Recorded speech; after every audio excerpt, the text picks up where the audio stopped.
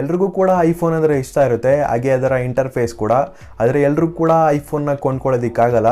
ಯಾರ ಹತ್ರ ದುಡ್ಡಿರುತ್ತೆ ಅಂಥವ್ರು ಐಫೋನ್ನ ಕೊಂಡ್ಕೊತಾರೆ, ಹಾಗೆ ಯಾರ ಹತ್ರ ದುಡ್ಡಿರಲ್ವೋ ಅಂಥವ್ರು ಆ್ಯಂಡ್ರಾಯ್ಡ್ ಸ್ಮಾರ್ಟ್ಫೋನ್ನ ಕೊಂಡ್ಕೊಂಡಿರ್ತೀರ.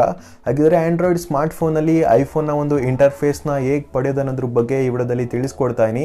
ನಿಮಗೂ ಕೂಡ ನಿಮ್ಮ ಯಾವುದೊಂದು ಆ್ಯಂಡ್ರಾಯ್ಡ್ ಸ್ಮಾರ್ಟ್ಫೋನಲ್ಲಿ ಐಫೋನ್ನ ಇಂಟರ್ಫೇಸ್ನ ಪಡೆಯೋದಕ್ಕೆ ಇಷ್ಟ ಇದ್ದರೆ ಈ ವಿಡಿಯೋನ ಎಲ್ಲೂ ಕೂಡ ಸ್ಕಿಪ್ ಮಾಡದೆ ಕೊನೆ ತನಕ ನೋಡಿ. ಹಾಯ್, ನಾನು ಸಂದೀಪ್, ನೀವು ನೋಡ್ತಾ ಇರಾ S4 ಈ ವಿಡಿಯೋ ನಿಮ್ಗೆ ಏನಾದರೂ ಇಷ್ಟ ಆದರೆ ಈ ವಿಡಿಯೋನ ಮರಿದೆ ಲೈಕ್ ಮಾಡಿ.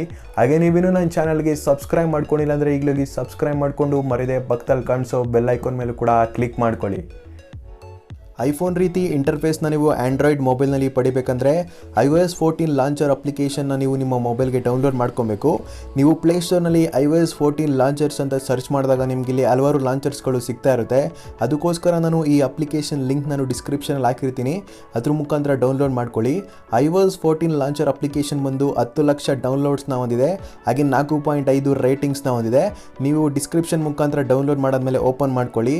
ಓಪನ್ ಮಾಡಾದ್ಮೇಲೆ ನಿಮ್ಗೆ ಈ ರೀತಿ ಒಂದು ಇಂಟರ್ಫೇಸ್ ಕಾಣಿಸ್ತಾ ಇರುತ್ತೆ. ಮೊದಲಿಗೆ ನೀವು ವಾಲ್ಪೇಪರ್ನ ಸೆಲೆಕ್ಟ್ ಮಾಡ್ಕೊಳ್ಳಿ. ನಿಮಗೆ ಯಾವ ವಾಲ್ಪೇಪರ್ ಬಂದು ಇಷ್ಟ ಆಗುತ್ತೋ ಆ ವಾಲ್ಪೇಪರ್ನ ನೀವು ಈ ರೀತಿ ಸ್ಲೈಡ್ ಮಾಡೋ ಮುಖಾಂತರ ಸೆಲೆಕ್ಟ್ ಮಾಡ್ಕೊಳ್ಳಿ. ಸೆಲೆಕ್ಟ್ ಮಾಡಾದ್ಮೇಲೆ ಕೆಳಗಡೆ ಇರುವಂಥ ಗೆಟ್ ಸ್ಟಾರ್ಟೆಡ್ ಆಪ್ಷನ್ ಮೇಲೆ ಕ್ಲಿಕ್ ಮಾಡಿ. ಕ್ಲಿಕ್ ಮಾಡಾದ್ಮೇಲೆ ಈ ಅಪ್ಲಿಕೇಶನ್ ಕೇಳುವಂಥ ಎಲ್ಲ ಪರ್ಮಿಷನ್ನ ನೀವು ಅಲೋ ಮಾಡ್ಕೊಬೇಕಾಗುತ್ತೆ. ಈ ಅಪ್ಲಿಕೇಶನ್ ಕೇಳೋ ಎಲ್ಲ ಪರ್ಮಿಷನ್ನ ನೀವು ಅಲೋ ಮಾಡ್ಕೊಳ್ಳಿ. iOS 14 ಲಾಂಚರ್ಸ್ ಕೇಳುವಂಥ ಎಲ್ಲ ಪರ್ಮಿಷನ್ನ ನೀವು ಅಲೋ ಮಾಡಾದ್ಮೇಲೆ ಈ ಅಪ್ಲಿಕೇಶನ್ನ ನೀವು ಹೇಗೆ ಬಳಸಬೇಕಂತ ಸ್ಟಾರ್ಟಿಂಗ್ ಗೈಡ್ನ ನೀಡ್ತಾ ಇರ್ತಾರೆ. ನೀವು ಗೈಡ್ ಮುಖಾಂತರ ಲಾಂಚರ್ನ ಹೇಗೆ ಬಳಸಬೇಕಂತ ತಿಳ್ಕೊಳ್ಳಿ. ಅದಾದಮೇಲೆ ಗೈಡ್ನ ನೀಡಾದ್ಮೇಲೆ ಕೆಳಗಡೆ ನಿಮಗೆ ಒಂದು ಆಪ್ಷನ್ ಬರುತ್ತೆ, ಸೆಟ್ ಆಸ್ ಡಿಫಾಲ್ಟ್ ಅಂತ. ನೀವು ಸೆಟ್ ಆಸ್ ಡಿಫಾಲ್ಟ್ ಮೇಲೆ ಕ್ಲಿಕ್ ಮಾಡಿಕೊಂಡು iOS 14 ಲಾಂಚರ್ನ ನಿಮ್ಮ ಮೊಬೈಲ್ನ ಡಿಫಾಲ್ಟ್ ಲಾಂಚರ್ ಆಗಿ ಸೆಟ್ ಮಾಡ್ಕೊಳ್ಳಿ. iOS 14 ಲಾಂಚರ್ನ ನೀವು ನಿಮ್ಮ ಮೊಬೈಲ್ನ ಡಿಫಾಲ್ಟ್ ಲಾಂಚರ್ ಆಗಿ ಸೆಟ್ ಮಾಡ್ಕೊಂಡಾದ್ಮೇಲೆ ನಿಮ್ಮ ಮೊಬೈಲ್ ಬಂದು ಐಫೋನ್ ರೀತಿ ಇಂಟರ್ಫೇಸ್ನ ಹೊಂದಿರುತ್ತೆ. ನೀವೇನಾದರೂ iPhone X, XS ಆಗಿ ಅದರ ನಂತರ ಮೊಬೈಲ್ನಲ್ಲಿ ಇರುವಂಥ ನೇವಿಗೇಷನ್ ಬಾರ್ನ ನಿಮ್ಮ ಮೊಬೈಲ್ನಲ್ಲೂ ಕೂಡ ನೀವು ಅಳವಡಿಸ್ಕೊಬೇಕಾಗಿದ್ರೆ X ಹೋಮ್ ಬಾರ್ ಅಪ್ಲಿಕೇಶನ್ನ ಇನ್ಸ್ಟಾಲ್ ಮಾಡ್ಕೊಳ್ಳಿ. ಈ ಅಪ್ಲಿಕೇಶನ್ ಲಿಂಕ್ ನಾನು ಡಿಸ್ಕ್ರಿಪ್ಷನಲ್ಲಿ ಹಾಕಿರ್ತೀನಿ. ಇದನ್ನು ಇನ್ಸ್ಟಾಲ್ ಮಾಡಿಕೊಂಡು ನಿಮ್ಗೆ ಯಾವ ರೀತಿ ಬೇಕೋ ಆ ರೀತಿ ಸೆಟಪ್ ಮಾಡ್ಕೊಳ್ಳಿ. ಸೆಟಪ್ನ ನೀವು ಮಾಡ್ಕೊಂಡಾದ್ಮೇಲೆ iPhone X ರೀತಿ ನಿಮ್ಮ ಮೊಬೈಲ್ನಲ್ಲಿ ಹೋಮ್ ಬಾರ್ ಕಾಣಿಸ್ತಾ ಇರುತ್ತೆ. iPhone X ಹೋಮ್ ಬಾರ್ ರೀತಿ ನಿಮ್ಮ ಆ್ಯಂಡ್ರಾಯ್ಡ್ ಮೊಬೈಲ್ನಲ್ಲೂ ಸಹ ನಿಮಗೆ ಕಾಣಿಸ್ಬೇಕು. ಅಂದರೆ ನಿಮ್ಮ ಮೊಬೈಲ್ನಲ್ಲಿ ನೀವೇನಾದರೂ ನೇವಿಗೇಷನ್ ಬಾರ್ ಆಪ್ಷನ್ನ ಎನೇಬಲ್ ಮಾಡಿದರೆ ನೀವು ಅದನ್ನು ಸೆಟ್ಟಿಂಗ್ಸ್ನಲ್ಲಿ ಡಿಸೇಬಲ್ ಮಾಡಿ ಫುಲ್ ಸ್ಕ್ರೀನ್ ಡಿಸ್ಪ್ಲೇ ಆಪ್ಷನ್ನ ಎನೇಬಲ್ ಮಾಡಿ. ಅದಾದಮೇಲೆ ನೀವು ಖಂಡಿತವಾಗ್ಲೂ X ಹೋಮ್ ಬಾರ್ ಅಪ್ಲಿಕೇಶನ್ನ ಇನ್ಸ್ಟಾಲ್ ಮಾಡ್ಕೊಳ್ಳಿ. ಮೊಬೈಲ್ನಲ್ಲಿ ನೀವು ಮಲ್ಟಿ ಟಾಸ್ಕಿಂಗ್ ಆ್ಯಪ್ಸ್ಗಳನ್ನ ಓಪನ್ ಮಾಡಬೇಕಂದ್ರೆ ಹೋಮ್ ಬಾರ್ನ ನೀವು ಈ ರೀತಿ ಮೇಲ್ಗಡೆ ಸ್ಲೈಡ್ ಮಾಡಿ. ಸ್ಲೈಡ್ ಮಾಡಿದಾಗ ನಿಮಗೆ ನೀವು ರೀಸೆಂಟಾಗಿ ಬಳಸಿರುವಂಥ ಹಲವಾರು ಅಪ್ಲಿಕೇಶನ್ಸ್ಗಳು ಇಲ್ಲಿ ಕಾಣಿಸ್ತಾ ಇರುತ್ತೆ. ಮೊಬೈಲ್ನಲ್ಲಿ ನೀವು ಕಂಟ್ರೋಲ್ ಸೆಂಟರ್ನ ಓಪನ್ ಮಾಡಬೇಕಂದ್ರೆ ರೈಟ್ ಸೈಡಲ್ಲಿ ನೀವು ಮೇಲ್ಗಡೆಯಿಂದ ಕೆಳಗಡೆ ಸ್ವೈಪ್ ಮಾಡಿ. ಸ್ವೈಪ್ ಮಾಡಿದಾಗ ನಿಮಗೆ ಇಲ್ಲಿ ಐಫೋನ್ ರೀತಿ ಒಂದು ಕಂಟ್ರೋಲ್ ಪ್ಯಾನೆಲ್ ಬಂದು ನೋಡೋದಕ್ಕೆ ಸಿಗ್ತಾ ಇರುತ್ತೆ. ಹಲವಾರು ಕಂಟ್ರೋಲ್ ಟಾಗಲ್ ಸಿಗುತ್ತೆ, data, aeroplane mode, brightness, volume, ಹಾಗೆ ಇನ್ನೂ ಹಲವಾರು ಸಿಗುತ್ತೆ. ನೀವು ಬೇಕಿದ್ರೆ ಎಕ್ಸ್ಟ್ರಾನು ಕೂಡ ಆ್ಯಡ್ ಮಾಡ್ಕೊಬೋದು. ಹಾಗೆ ನೀವು ನಿಮ್ಮ ಮೊಬೈಲ್ನಲ್ಲಿ ನೋಟಿಫಿಕೇಷನ್ ಪ್ಯಾನೆಲ್ ಓಪನ್ ಮಾಡ್ಕೊಬೇಕಾಗಿದ್ರೆ ಲೆಫ್ಟ್ ಸೈಡಲ್ಲಿ ಮೇಲ್ಗಡೆಯಿಂದ ಕೆಳಗಡೆ ಸ್ವೈಪ್ ಮಾಡಿ. ಸ್ವೈಪ್ ಮಾಡಿದಾಗ ಐಫೋನ್ ರೀತಿ ಒಂದು ನೋಟಿಫಿಕೇಷನ್ ಪ್ಯಾನೆಲ್ ನಿಮಗೆ ನೋಡೋದಕ್ಕೆ ಸಿಗ್ತಾ ಇರುತ್ತೆ. ನಿಮಗೆ ಯಾವುದೊಂದು ನೋಟಿಫಿಕೇಷನ್ ಬಂದಾಗಲೂ ಕೂಡ ನಿಮಗೆ ಇಲ್ಲಿ ಸ್ಟೋರ್ ಆಗಿರುತ್ತೆ. iOS ಲಾಂಚರ್ನ ನೀವು ನಿಮ್ಮ ಮೊಬೈಲ್ನಲ್ಲಿ ಅಪ್ಲೈ ಮಾಡಾದ್ಮೇಲೆ ನಿಮಗೆ ಸ್ಮೂತ್ ಎಫೆಕ್ಟ್ ಬಂದು ನೋಡೋದಕ್ಕೆ ಸಿಗ್ತಾ ಇರುತ್ತೆ. ನೀವು ಅಪ್ಲಿಕೇಶನ್ ಪೇಜ್ಗಳನ್ನ ಈ ರೀತಿ ಸ್ಕ್ರೋಲ್ ಮಾಡಿದಾಗ ನಿಮಗೆ ಐಫೋನ್ ರೀತಿ ಒಂದು ಇಂಟರ್ಫೇಸ್ ಕಾಣಿಸ್ತಾ ಇರುತ್ತೆ. ಹಾಗೆ ನಿಮಗೆ iOS 14 ಲಾಂಚರ್ ಅಪ್ಲಿಕೇಶನ್ನಲ್ಲಿ ಹಲವಾರು ಸ್ಕ್ರೋಲ್ ಎಫೆಕ್ಟ್ಸ್ ಕೂಡ ಸಿಗುತ್ತೆ. ನಿಮಗೆ ಯಾವ ಎಫೆಕ್ಟ್ ಬಂದು ಇಷ್ಟ ಆಗುತ್ತೋ ಅಂಥ ಎಫೆಕ್ಟ್ಸ್ನ ನೀವು ನಿಮ್ಮ ಮೊಬೈಲ್ನಲ್ಲಿ ಅಪ್ಲೈ ಮಾಡ್ಕೊಬೋದು.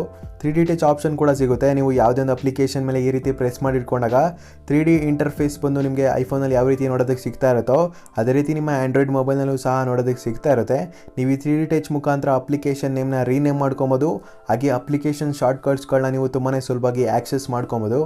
ನಿಮಗಿಲ್ಲಿ ಐಫೋನ್ನ ವಿಜೆಟ್ ಸಹ ಸಿಗುತ್ತೆ. ನೀವು ನಿಮ್ಮ ಮೊಬೈಲ್ ಡಿಸ್ಪ್ಲೇನ ಈ ರೀತಿ ರೈಟ್ ಸೈಡ್ಗೆ ಸ್ಕ್ರೋಲ್ ಮಾಡಿದಾಗ ನಿಮಗಿಲ್ಲಿ ಐಫೋನಲ್ಲಿ ಸಿಗ್ತಾ ಇರುವಂಥ ವಿಜೆಟ್ ಸಹ ಸಿಗ್ತಾ ಇರುತ್ತೆ. ನೀವು ಬೇಕಿದ್ರೆ ಎಕ್ಸ್ಟ್ರಾನು ಕೂಡ ಆ್ಯಡ್ ಮಾಡ್ಕೊಬೋದು. ಎಡಿಟ್ ಆಪ್ಷನ್ ಮೇಲೆ ಕ್ಲಿಕ್ ಮಾಡಿಕೊಂಡು ಹಾಗೆ ನೀವು ಮೊಬೈಲ್ ಡಿಸ್ಪ್ಲೇನ ಈ ರೀತಿ ಕೆಳಗಡೆ ಸ್ವೈಪ್ ಮಾಡಿದಾಗ ನೀವು ನಿಮಗೆ ಬೇಕಾಗಿರುವಂಥ ಅಪ್ಲಿಕೇಶನ್ಸ್ಗಳನ್ನ ನೀವು ಸರ್ಚ್ ಕೂಡ ಮಾಡ್ಕೊಬೋದು. iOS 14 ಲಾಂಚರ್ನ ನೀವು ನಿಮ್ಮ ಆ್ಯಂಡ್ರಾಯ್ಡ್ ಮೊಬೈಲ್ನಲ್ಲಿ ಇನ್ಸ್ಟಾಲ್ ಮಾಡಾದ್ಮೇಲೆ ಪ್ರತಿಯೊಂದು ಕೂಡ ನಿಮಗೆ ಐಫೋನ್ ರೀತಿ ನಿಮ್ಮ ಆ್ಯಂಡ್ರಾಯ್ಡ್ ಮೊಬೈಲ್ನಲ್ಲಿ ಇಂಟರ್ಫೇಸ್ ಕಾಣಿಸ್ತಾ ಇರುತ್ತೆ.